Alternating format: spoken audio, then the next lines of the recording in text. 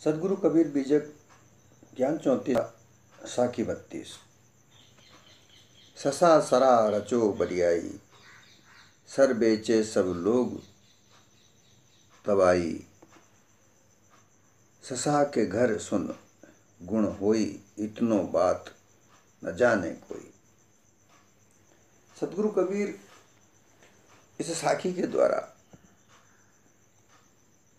भोले भाले लोगों को समझाना चाहते हैं। वो संतों से भी कहते हैं कि है संतों, स ब्रह्मा और सा ब्रह्मवेता। ब्रह्मवेता अर्थात ब्रह्म ज्ञान को जानने वाले ब्रह्मज्ञानी गुरुआ लोग, जो ब्रह्म ज्ञान की वाणियों को रची, द्वैत अद्वैत सिद्धांतों का निर्माण किया। और उन्होंने ऐसा कथन भी किया कि कर्म उपासना आदि साधनाएं किए बिना चित्त की शुद्धि नहीं होती।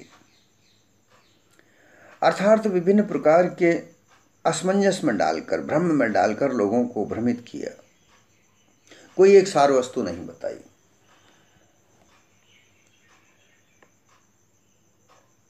सब ब्रह्म, उन्होंने कहा कि संसार ब्रह्म रचा है, ब्रह्म से संसार रचा है, ब्रह्म से ही संसार है। संसार ब्रह्म से है, ब्रह्म संसार से है। ब्रह्म सर्वाधिष्ठान है। और फिर यह भी कहा कि ब्रह्म को प्राप्त करने के लिए शुद्धि की जाती है, वह शुद्धि कर्म कांड से, उपासना कांड से होती है। फिर कर्म कांड में विभिन्न प्रकार के यज्ञ, दान, व्रत, पूजा इत्यादि इतने उलझा दिए कि वहां से निकलना ही मुश्किल हो जाता है।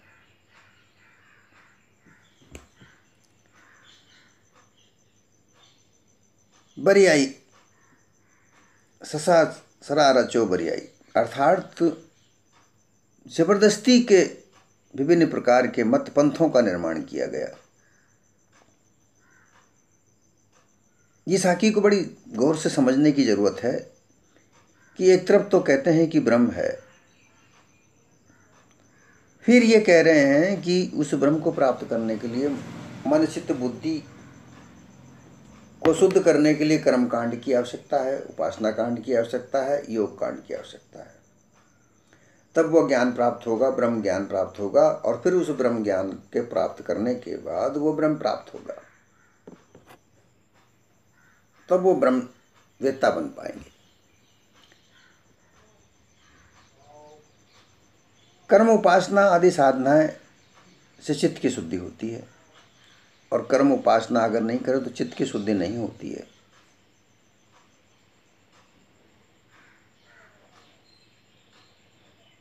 ये जबरदस्ती उनको लगाया, क्योंकि इन कर्म कांड में, उपासना कांड में ही तो इन गुरु अपरपंची लोगों की पूजा पाठ है, और इसी में तो धन का चढ़ावा आता है, इसी में ही इनकी सेवा होती है। नहीं सीधे सीधे अगर ज्ञान, ब्रह्म ज्ञान की सेवा बताएं तो उनको कहाँ से सेवा, सब लोग अपनी अपनी साधनाओं में लग जाएं। परंतु ऐसा सिद्धांत बनाया है कि कर्म कांड से ही बाहर न निकलें, और फिर कह दिया है कि वो मनवाणी बुद्धि से नहीं जाना जाता।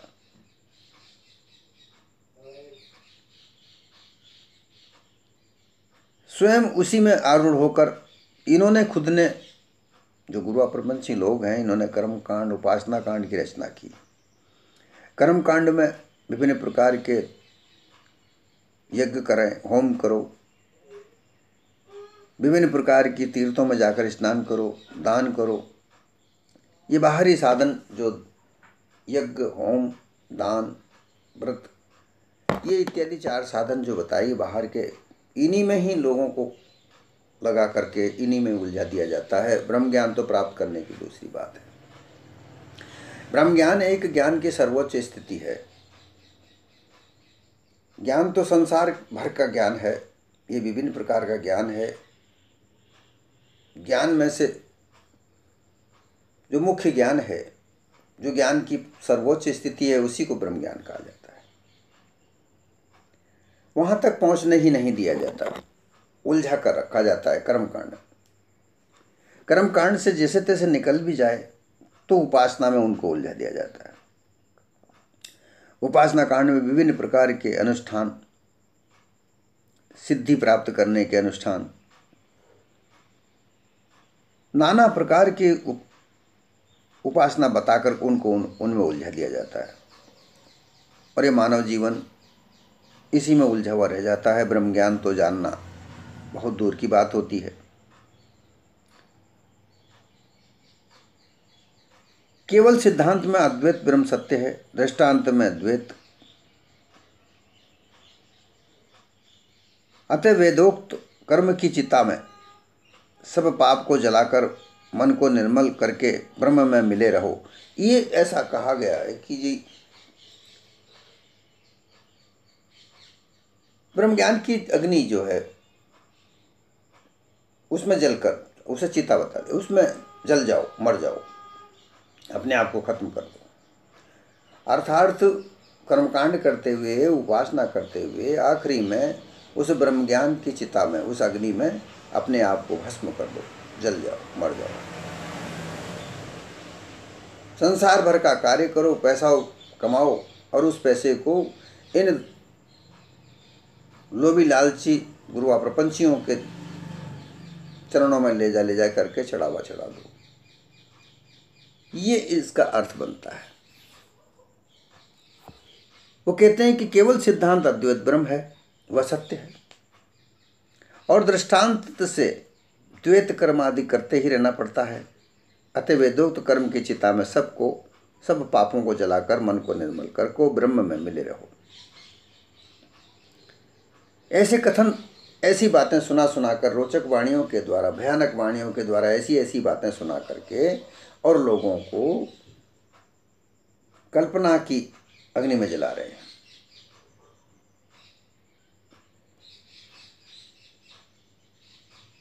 ये गुरुआ लोग कर्म, उपासना, योग, ज्ञान के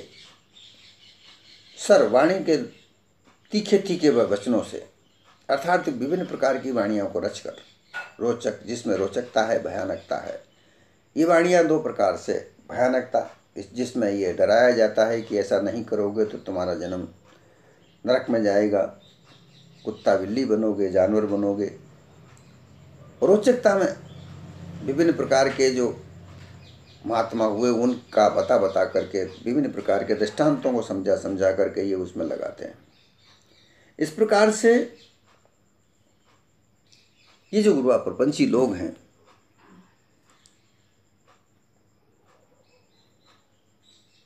भोले भाले लोगों को भ्रमित करके उनके घट में भ्रम का प्रवेश करते हैं और उनका जीवन बर्बाद करते हैं। ये समझने की आवश्यकता है।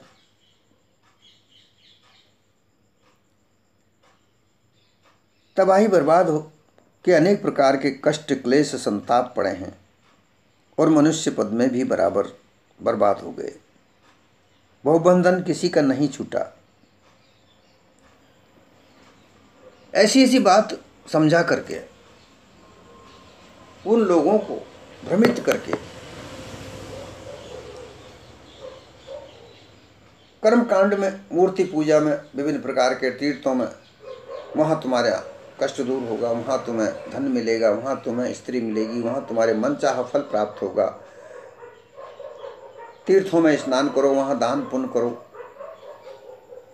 व्रत करो, इन्हीं से तुम्हारा कल्याण है। फिर उपासना, विभिन्न प्रकार के देवी देवताओं की पूजा करो, वहाँ विभिन्न प्रकार की बलि देनी है तो दो, वहाँ जैसी पूजा चाहिए वैसी पूजा करो। वहाँ भी जिस तुम देवता को चाहते हो, ब्रह्मा को या विष्णु को या शंकर को या देवी को या भैरव को, जिसको भी तुम चाहते हो उसके नाम से ये उपासनाएं करो। इसी में तुम्हारा कल्याण है और इससे तुम्हारा चित्त शुद्ध होगा। अब चित्त शुद्ध कैसे होगा?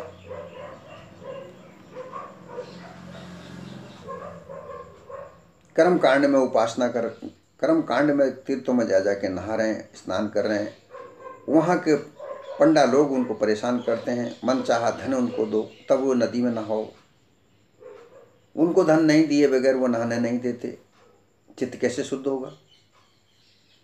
फिर होम करवाते हैं तो होम करने के लिए भी वो धन चाहिए, मन चाहे दक्षिणा चाहिए। फिर वो होम करते हैं, यज्ञ करते हैं, चित्त कैसे शुद्ध होगा। फिर उपासना कांड में विभिन्न प्रकार के कर्म जो अनुष्ठान बताते हैं, विभिन्न प्रकार की पूजा बताते हैं जिनमें धन खर्च होता है। उस धन का बंदोबस्त करो, उनको धन दो तब वो पूजा संपन्न हो। फिर भी उसने विभिन्न प्रकार की त्रुटियां निकालते हैं, बताइए चित्त शुद्ध कैसे हो। योग कर्म करके विभिन्न प्रकार का कष्ट सहते हैं, इस शरीर को कष्ट देते हैं, भूखे प्यासे रहते हैं, कहते हैं चित्त शुद्ध होता है, कैसे शुद्ध होगा। अर्थात जहाँ कुछ नहीं है वहाँ पर लोगों को लगाकर केवल ये गुरुआ प्रपंची लोग अपने आप को धन संपन्न कर रहे हैं, क्योंकि कैसे भी हो पूजा चढ़ावा तो इन्हीं के पास जा रहा है। इनका साधन है, ये इनकी दुकानें हैं। ये केवल बताकर दूर हो जाते हैं। ये कहते हैं कि तुम्हारे जो शरीर, जो तुम्हारा जीवन है जो दुखी है वो इस कारण से दुखी है, इस कारण को दूर करने के लिए फलां देवता की पूजा करनी पड़ेगी, ये अनुष्ठान करना पड़ेगा, ये होम करना पड़ेगा और उस होम के लिए इतना पैसा चाहिए। ये विचारणीय बात है कि धन खर्च करवा कर भी उस मानव जीवन में संतुष्टि नहीं, शांति नहीं। परंतु ये यज्ञ करवाने वाले, होम करवाने वाले, कर्मकांड करवाने वाले, इनके घर में तो खूब धन आता है, क्योंकि इनके घर में किसी प्रकार की कमी नहीं रहती। और ये इसीलिए कहते हैं कि फलां देवता की पूजा करने से तुम्हारा कल्याण होगा। कल्याण किसी का नहीं हो रहा, केवल वो पूजा पाठ करवाने वालों का कल्याण हो रहा है। ये हम प्रत्यक्ष में आज देख रहे हैं। इसलिए सदगुरु कबीर कहते हैं कि जो भ्रम वाणी है, ये जो भ्रमित वाणियां हैं, इनमें से निकल कर और इनके अध्यास से तुम आवागमन में पड़े हुए हो और पढ़ रहे हो। वास्तव में अद्वैत सिद्धांत उनका निश्चय हुआ नहीं है, क्योंकि चराचर दृश्य दृष्टा जड़ चेतन तन मन सुख दुख हानि लाभ और बंधन मुक्ति, यह द्वैत विस्तार तो प्रत्यक्ष में है और सबको वैसी प्रतीति हो रही है। गुरु शिष्य बनते हैं, अज्ञान ज्ञान मानते हैं, अतः द्वैत की सत्यता ब्रह्मज्ञानी जनों को भी दृढ़ हो रही है। ये केवल वाणी जाल का कथन है। जब गुरु शिष्य बनते हैं ब्रह्म ज्ञान को प्राप्त करने के लिए, तो उसमें कर्म कांड कैसा, उसमें उपासना कैसी, ज्ञान अर्थात गुरु अपने शिष्य को ज्ञान दे, शिष्य अपने गुरु से ज्ञान सुने। मुख से ज्ञान कहा जाता है और कान से श्रवण किया जाता है। इसमें कर्म कांड, उपासना कांड इत्यादि क्यों बीच में आए? परंतु ये मिथ्यावाद अगर ये नहीं करें तो इनको धन की प्राप्ति न हो। ये विभिन्न प्रकार के आडंबर ये इसीलिए चलाते हैं कि इनको धन की प्राप्ति हो। धन प्राप्ति करने के लिए विभिन्न प्रकार के मत और पंथों में, मठों में विभिन्न प्रकार की आकृतियां, विभिन्न प्रकार के लोभन प्रलोभन दे करके लोगों को आकर्षित करते हैं, वहाँ बुलाते हैं, वहाँ रखते हैं। ज्ञान तो प्राप्त नहीं होता, पर अज्ञानता की जड़ में फंसे चले जाते हैं, क्योंकि उन लोगों के पास भी ज्ञान नहीं है। जो अपने आप को ब्रह्मज्ञानी कहते हैं, जो योगी कहते हैं, वो तो स्वतः अज्ञानी हैं। वो क्या ज्ञान देंगे?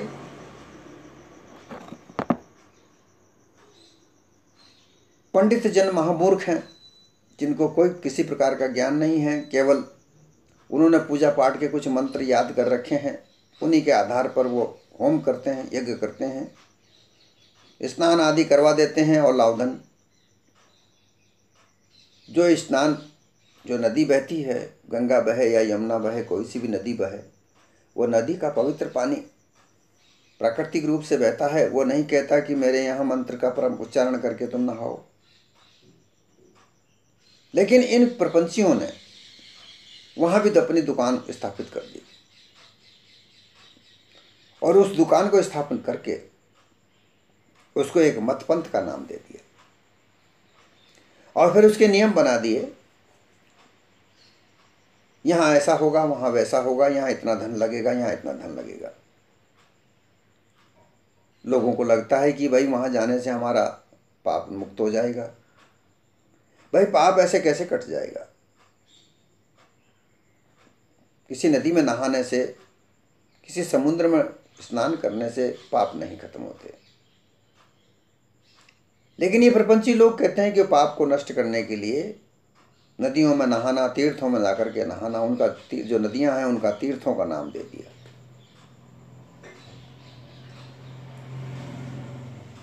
ये जो तीर्थ हैं विभिन्न प्रकार के, या तो शिव के या विष्णु के, विभिन्न प्रकार के देवी देवताओं के नाम से जो तीर्थ बना रखे हैं, ये केवल उन महापुरुषों के बनाए हुए हैं जहाँ उन महापुरुषों ने तपस्या की।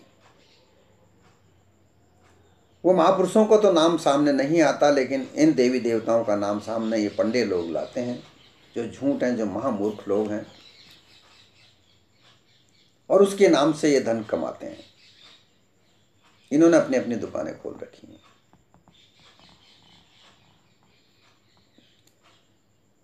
ये खुद भी खुद दुविधा में पड़े हुए हैं, क्योंकि इनको धन की लालसा है। अगर वहाँ पर स्नान करने लोग नहीं जाएं, तीर्थों में स्नान करने लोग नहीं जाएं, तो दान पुण्य कौन करेगा? किसी भी मंदिर मठ में अगर यात्रीगण नहीं जाएं, तो वहाँ पूजा पाठ कैसे होगी? और पूजा पाठ नहीं होगी तो धन कैसे आएगा? ये दुविधा इनको भी लगी रहती है, और ये इसके लिए बहुत प्रकार के प्रचार प्रसार भी करते हैं। ये सब अज्ञानता है।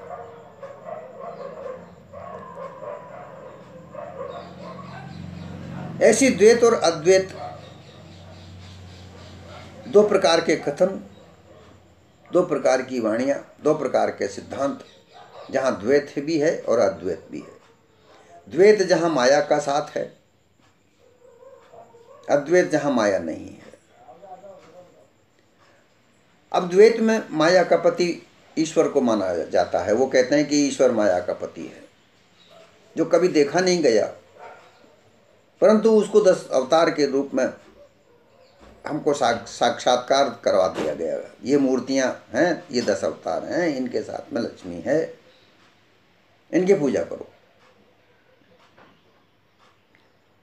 ब्रह्म एक ज्ञान है, ये सर्वोच्चता की ओर ले जाता है, मानव जीवन के जीवन को सर्वोच्चता की ओर ले जाता है, लेकिन इसको भी भ्रमित कर दिया। इसमें भी विभिन्न प्रकार के सिद्धांत, ब्रह्म ज्ञान के भी बहुत सारे सिद्धांत हैं। द्वैतवाद, अद्वैतवाद, विशिष्ट अद्वैतवाद, द्वैताद्वैतवाद, ये अलग अलग महापुरुषों ने अलग अलग सिद्धांतों का निर्माण किया। ब्रह्म ज्ञान की जो आरंभ हुआ वो वशिष्ठ ऋषि के यहाँ से हुआ। वशिष्ठ जी को ब्रह्म ऋषि कहा गया। वहां से याज्ञवल्क्य से होता हुआ ये ब्रह्म ज्ञान अष्टावक्र से होते हुए जनक तक आया। जनक से सुखदेव मुनि, सुखदेव मुनि के द्वारा यह ज्ञान संसार में प्रसारित हुआ। और इस ब्रह्म ज्ञान का जो सब सर्वप्रथम जो अभी वर्तमान में प्रचारक हुए वो शंकराचार्य हुए। 788 विक्रम संवत में उनका जन्म हुआ। उनके दादा गुरु गौड़पाद ब्रह्मसूत्र के ज्ञाता थे। ब्रह्मसूत्र कृष्णदेव पायन वेद व्यास जी ने लिखा, वो सुखदेव मुनि के द्वारा समझा गया उसको। उसमें विभिन्न प्रकार के सिद्धांत इन बाद के आचार्यों ने बनाए। शंकराचार्य ने अद्वैतवाद, राघवानंदाचार्य ने विशिष्ट अद्वैतवाद, माधवाचार्य ने द्वैताद्वैतवाद, निमार्काचार्य ने विशेष अद्वैतवाद। इस प्रकार के उस ब्रह्मसूत्र के ग्रंथ के पढ़ करके विभिन्न प्रकार के आचार्यों ने अपने अपने मत प्रकट किए और उन मतों के अनुसार विभिन्न प्रकार के ब्रह्मज्ञानियों के मत पंथ रचित हुए। और वही अलग अलग प्रकार से, अर्थात उन मत पंथों के अलग अलग रूप प्रकार हैं। उनमें दिखावा विभिन्न प्रकार का है, उनकी पूजा पाठ विभिन्न प्रकार से होती है, उनका कर्मकांड अलग है। अलग अलग कर्मकांड के आधार पर, अलग अलग उपासनाओं के आधार पर उनके प्रारूप रूप देखे जाते हैं। और यही सब अलग अलग तरीके से इस संसार में भोले भाले लोगों को सिखाया जाता है, समझाया जाता है।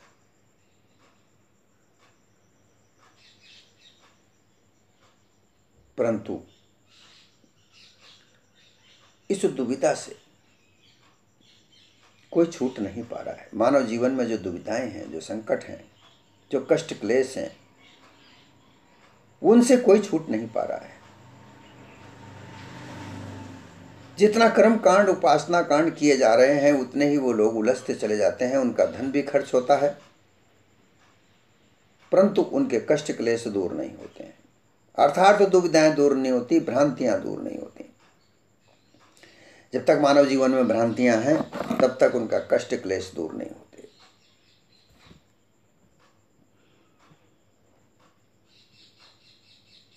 क्योंकि ब्रह्मज्ञानी जो सिद्धांत है आखिरी में शून्यवत है। शून्य होकर के मतलब जड़त्व को प्राप्त कर लेना, पत्थर की तरह हो जाना, ये सब धोखा है। क्योंकि शून्य की तरह मानव हो ही नहीं सकता। मानव के अंदर विचार तो जरूर है, वह विचार करता है, सत्य असत्य की परख करता है। और अगर ऐसा ना किया जाए तो फिर मानव नहीं, वो तो जीते जी जड़त्व को प्राप्त किया, पत्थर की जैसा है। और यहाँ ऐसा ही कहा जाता है, शून्य को प्राप्त करना अर्थात निर्विचार हो जाना, अर्थात कुछ नहीं समझना। जहाँ बैठे हैं बैठे रहो, पत्थर जैसे पत्थर पड़ा रहता है ऐसे पड़े रहो, उनके सामने कुछ भी होता रहे, कुछ मत बोलो। ऐसी स्थिति जड़त्व को प्राप्त करने की महाजड़ दशा, महा अज्ञानता ही कही जाती है।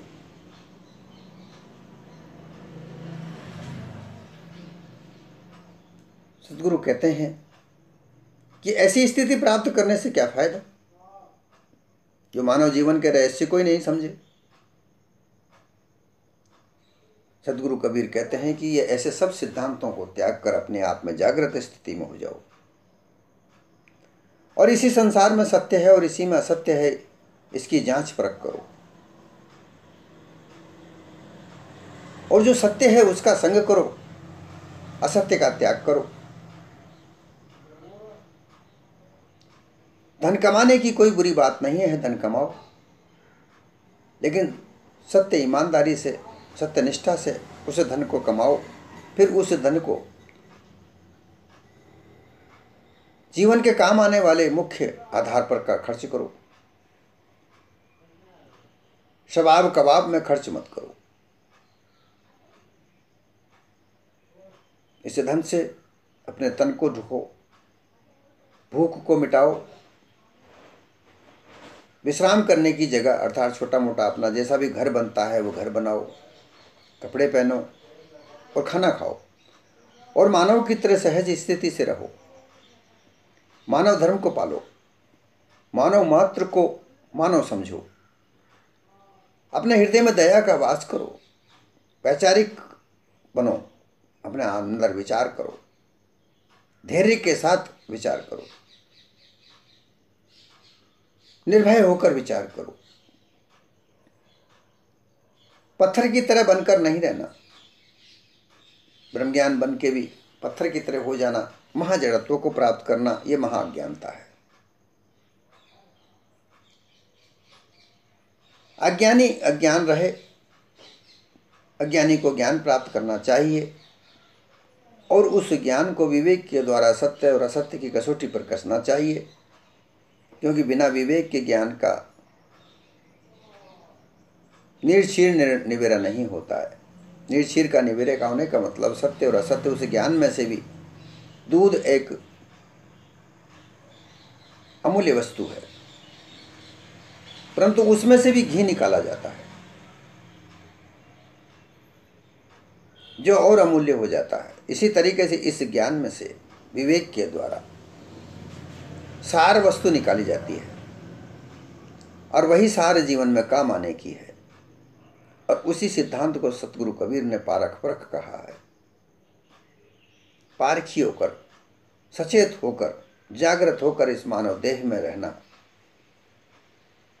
सत्य का साथ करे, असत्य का त्याग करे।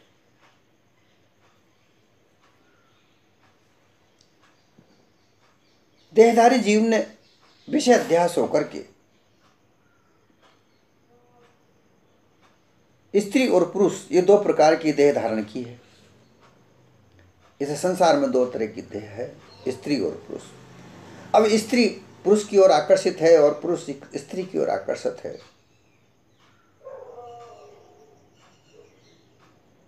विषय शब्द, रूप, रस, गंध, स्पर्श, ये 5 विषय लागू हैं, सबसे प्रकृति रूप से लागू हैं।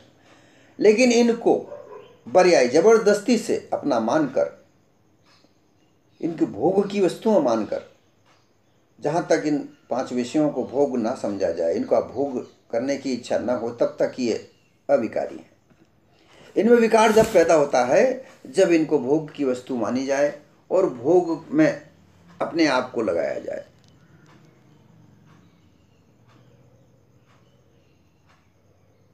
शब्द, रूप, रस, गंध, स्पर्श, ये विभिन्न प्रकार, जो 5 प्रकार के जो विषय हैं, 5 ज्ञान इंद्रियों के द्वारा हमें पता लगता है और 5 कर्म इंद्रियों के द्वारा इनका भोग होता है। परंतु भोग में लिप्त हो जाना, इनकी आसक्ति पैदा करना, ये विकार है। छल कपट पाखंड के द्वारा इनका भोग करना, ये विकार है। इनसे बचकर निर्विकार रूप से मानव जीवन को जीना, दया धर्म के साथ मानव जीवन का जीना, धर्म के अलावा और कोई दूसरा धर्म नहीं है। जब तक दया नहीं है कोई धर्म नहीं है। ना हिंदू है, ना मुस्लिम है, ना ईसाई है, सबसे सर्वप्रथम सब मानव है। इस मानवता को समझकर जागृत होकर जिए, यही सर्वोच्च ज्ञान है। सत्य असत्य का निर्णय करे, सत्य को धारण करे, असत्य को त्याग करे, यही सत्य ज्ञान है। और इसी पर चलने के लिए सतगुरु कबीर प्रेरणा देते हैं। पापी ब्रह्म ज्ञान, आत्मज्ञान, परमात्मा ज्ञान, ये सब धोखा है, ये सब भ्रम है। इनमें लगकर और इनके साथ कर्म कांड, उपासना कांड जो लगाए हुए हैं, इनमें उलझकर ही मानव जीवन उलझ कर रह जाता है। इनसे सुलझना इनसे सुलझने के बाद ही मानव जीवन की सच्चाई का पता लगता है, सत्य यथार्थ पथ का पता लगता है। वो पता लगने के बाद वो फिर कुछ और नहीं